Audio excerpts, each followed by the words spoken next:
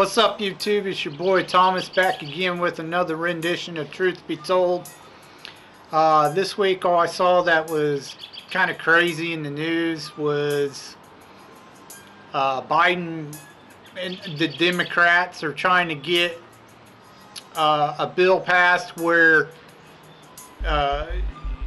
for every mile you put on your car, they want to tax you for it when you go get an inspection, which is ridiculous because the government does not own the roads. They're actually public property, so they can't do that, not at least according to the law. So I don't know how they're getting away with trying to pass a bill like that. Anyways, it's just crazy and insane. I'm not going to pay for every mile I drive in my car when they're not supposed to be able to tax you for that. That's ridiculous. You can kiss my ass. But anyways, that's the big news I saw going on. I wanted to talk to you about a particular movie that I saw not too long ago. It came out like, I think at the end of last year. It's called Love and Monsters.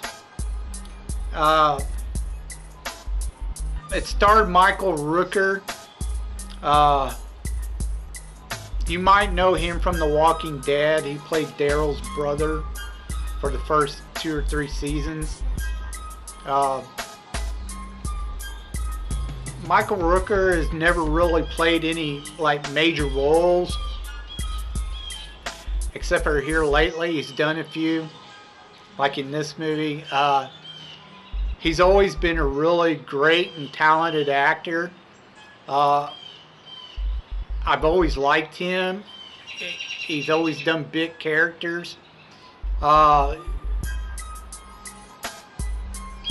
really just didn't know his name until he did The Walking Dead, and then I started following him a lot more closely. Great actor. Enjoy his work.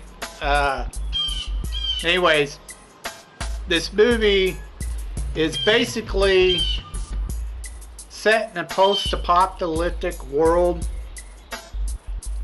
At some point in time, there was a meteor. When it broke apart in the atmosphere, it drove chunks all over the planet that had some bioluminescence in it, and it caused like your insects and shit like that, and small animals to mutate and become gigantic monsters.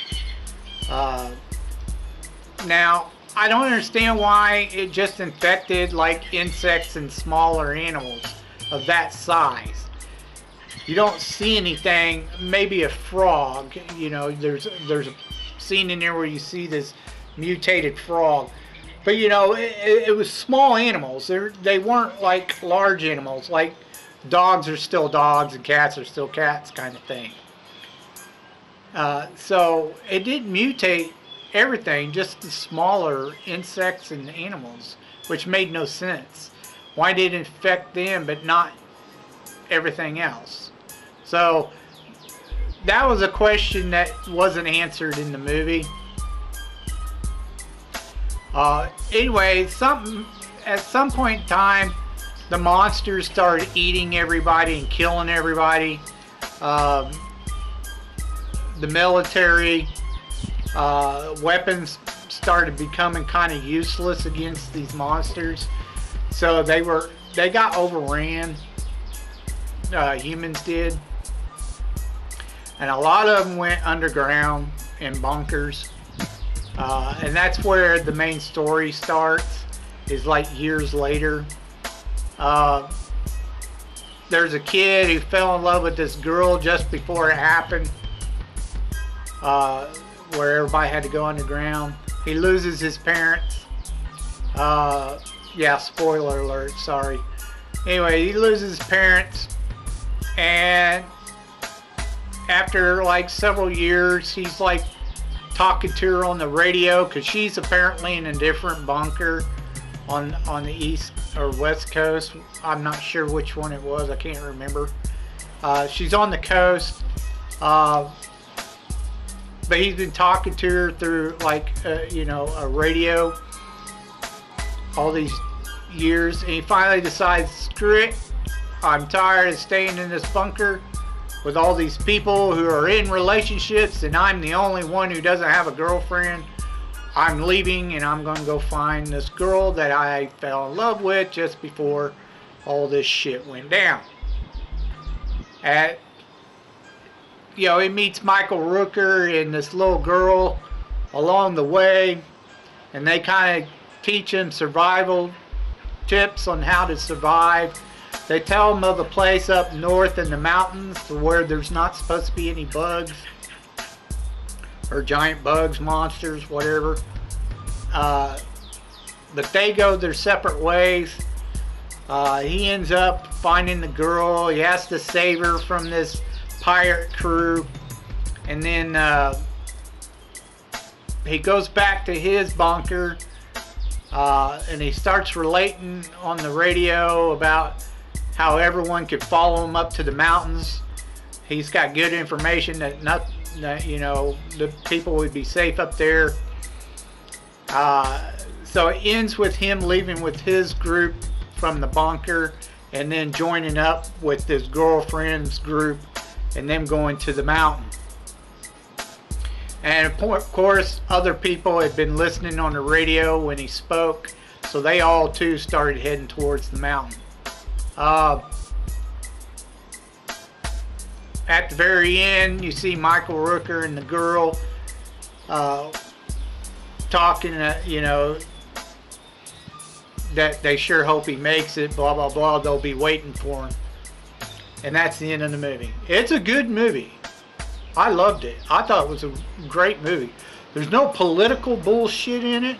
None of that crap. Which is really surprising because almost in everything, entertainment-wise, movies, books, television, video games, there's some type of political woke crap in it. But there wasn't in this one. It's just good storytelling. The graphics are good. The story's really good. I highly recommend this movie. 2 thumbs up. I hope they make a sequel to this because this was really good. Check it out. Alright, that's all for the news this week. Let's get on to your B-movie reviews. Alright, movie-holics. Let's get on to your B-movie reviews. This week is Fantasy Week.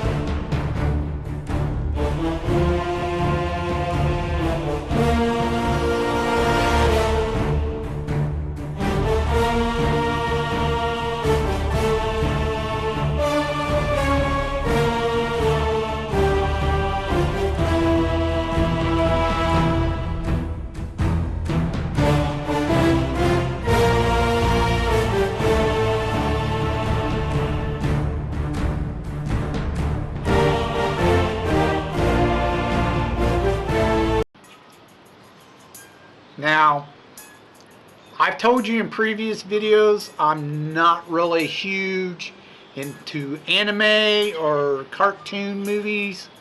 I usually tend to stay away from them, but there are some cartoon or anime movies that are alright, that are decent. I've seen a few. I'm just, like I said, I'm not a huge fan of cartoons or anime.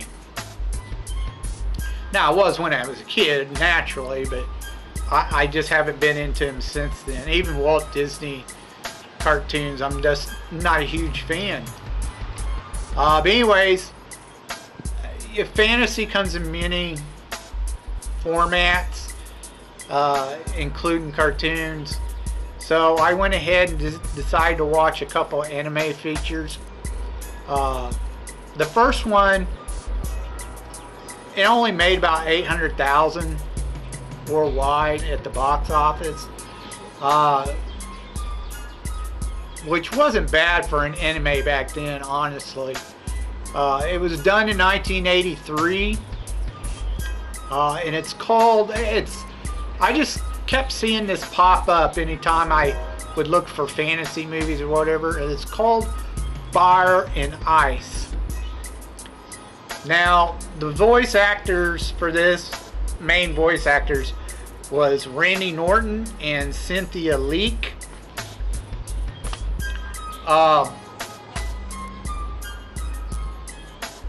Basically, the movie's about this witch who becomes like Queen of Ice or some crap. She has a son who's a necromancer, and she teaches him how to control ice or whatever. So he becomes really magically powerful. Anyway, he starts trying to take over all the lands and all the rest of the world, you know, become a world conqueror. He starts heading towards the south and trying to freeze the south, which is, you know, more volcanic and stuff, you know, more hot. But he decides he's going to take it over too.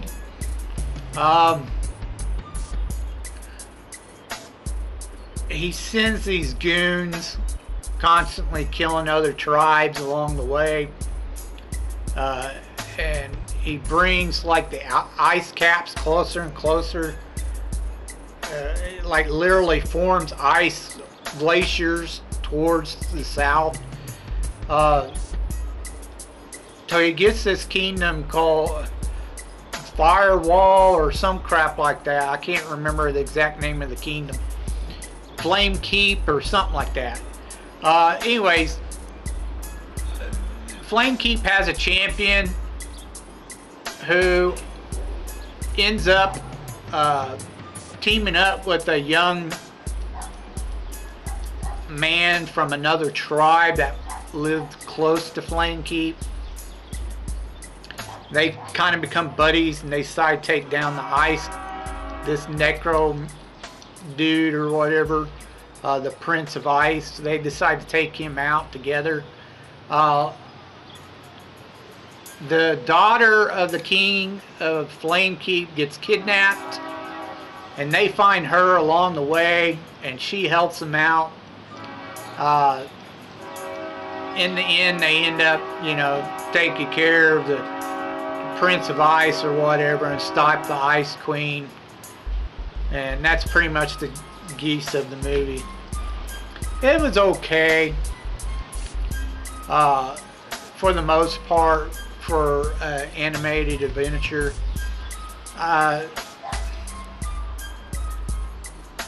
was able to sit through it. I just wasn't that into it. Like I said, it was just okay for me. I give it a thumbs up, thumbs down. You can check it out if you want. If you're into anime, there was nothing wrong with you know, as far as, you know, the voice acting, nothing wrong with that or anything.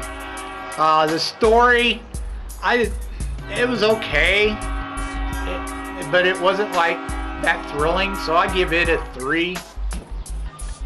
Overall, the movie was probably, you know, I'll give it a -3 just because I didn't think it was like all that great. It was okay. But yeah, check it out if you want. It's a decent anime feature. The next one I watched was done in 1982, and I think it went straight to video because there was no box office numbers on it. However, it did surprise me, the stars that are voicing some of the characters in this movie. I never knew about. I never even heard of this. It's called Flight of Dragons and was done in 1982. The main villain in this was voiced by James Earl Jones. You also had John Ritter, who played the one of the main protagonists, along with Harry Morgan, who played the Green Wizard.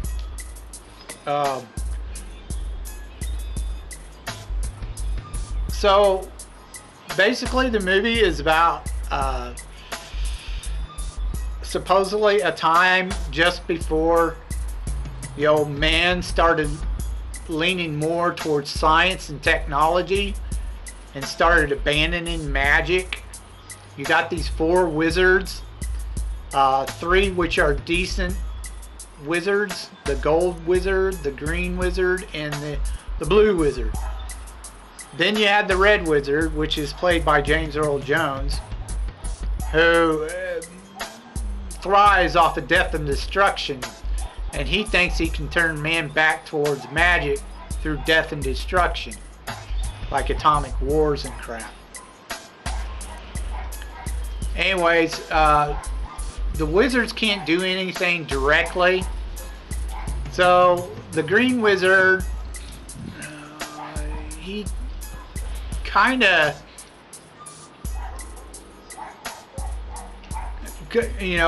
he talks to a type of entity that's supposed to be like this all-powerful being or some crap, kind of like the cosmos, little kind of.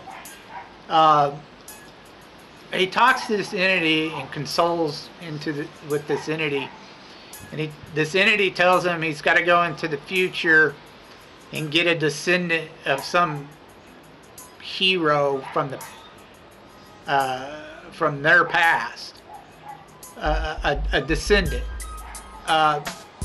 So he brings back John Ritter, who's the voice actor of this professor. He brings him back 800 years into the past or some crap like that to fight off his brother, the Red Wizard.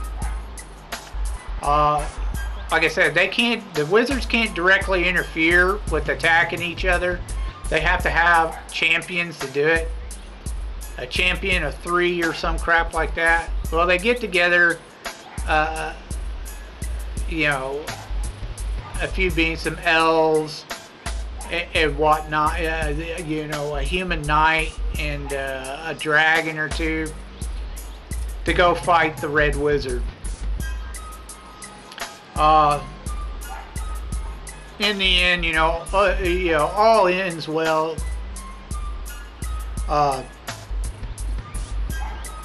The 3 remaining brothers kind of create this pocket universe on the planet to where only magic can exist. Just a tiny area of the earth, to where no one from our side of the dome of magic can see it or whatever. So they live in that little area or whatever, invisible to the rest of us. And that's pretty much the end of the movie. John Ritter goes back to the time he was from. And the princess, there's always a princess. There's a princess in this movie. She ends up being by the brothers. She gets sent to John Ritter's time to be with him. And that's pretty much the end of the movie. It was an okay movie. Again, like I said, I'm not really into anime and cartoons. But this was a decent movie. It was alright. It wasn't that bad. It was, it's watchable. I give it a thumbs up, thumbs down. Not the greatest, but not bad either. Check it out if you want, if you're into anime. And that's pretty much all that I have for you this week. If you have any thoughts, I would like to hear them about what I said earlier in the video. Please leave them down in the comments section down below. If you have any idea of some gems or underrated movies I may have never even heard of, go ahead and leave them down in the comment, your suggestions down in the comments down below. I'll get to reviewing them as soon as I can. Until then, I told you to be told the truth, and you just been told.